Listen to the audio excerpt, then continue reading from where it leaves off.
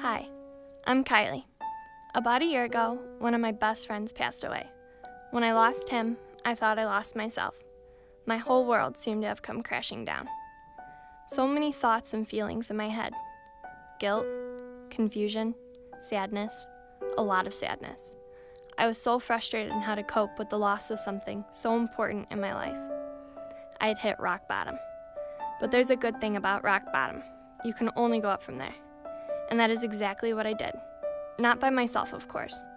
I didn't have to face anything alone.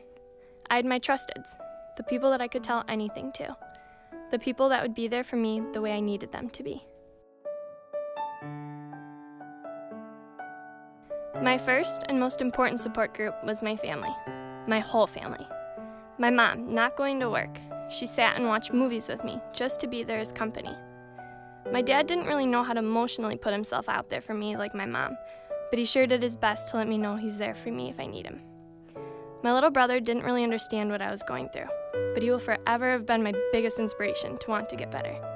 As his older sister, it's my responsibility to be his role model and be there to scare off his first girlfriend. Other than my family, I of course had the best friends at my side almost every day. I knew if I ever needed someone I could trust, that one, if not all of them, would be in my bed, watching a movie and dipping brownies in peanut butter with me. You don't really appreciate those things until you're hurting, and you see how much they care. Some days, my support wasn't a person, though. Sometimes it was food. Sometimes it was a song. Sometimes it was my horse.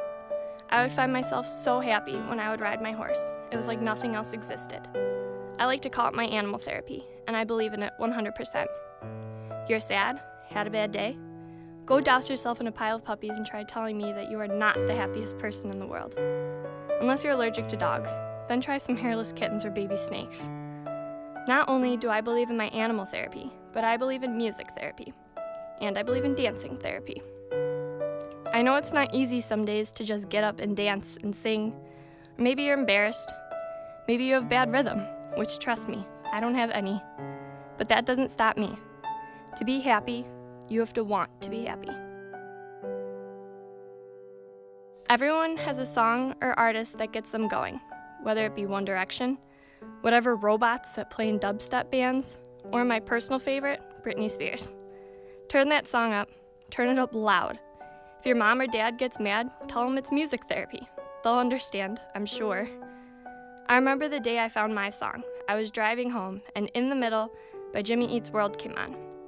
That was the first time in a long time I had sang that loud or danced like no one was watching, which a car full of people was watching. But guess what? It felt great. I felt great.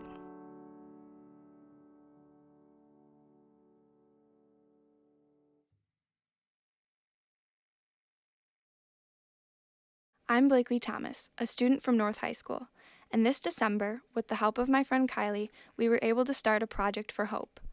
Her brave story inspired me to write about her journey back to happiness, something more people go through than you may think. Everyone has their ups and downs, some higher or lower than others, but either way, trusting someone and being able to confide in them when you're struggling is an absolute must.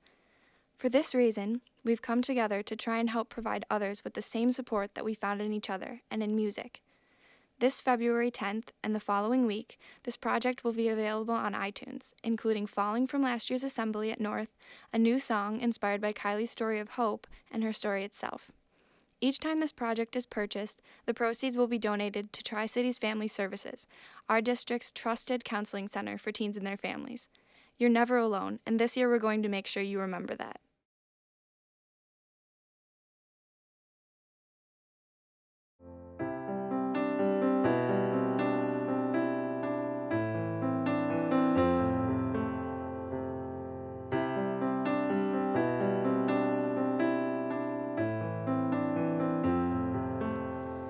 You're watching on the ground when the storm hits, and no one ever said it hurt.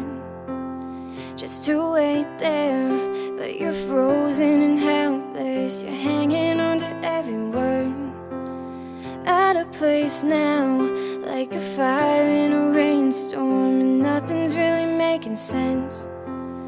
No one sees you, unaware you're invisible.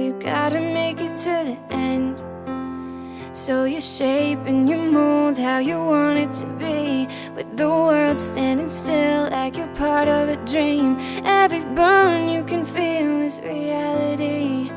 You're just holding on to what you can't see.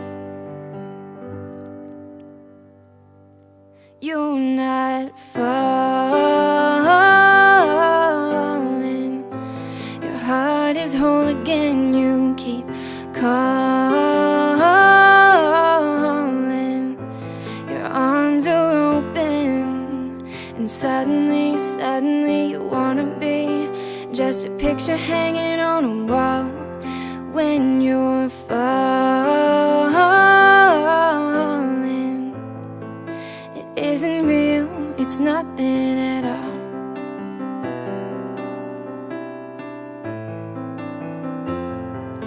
Nothing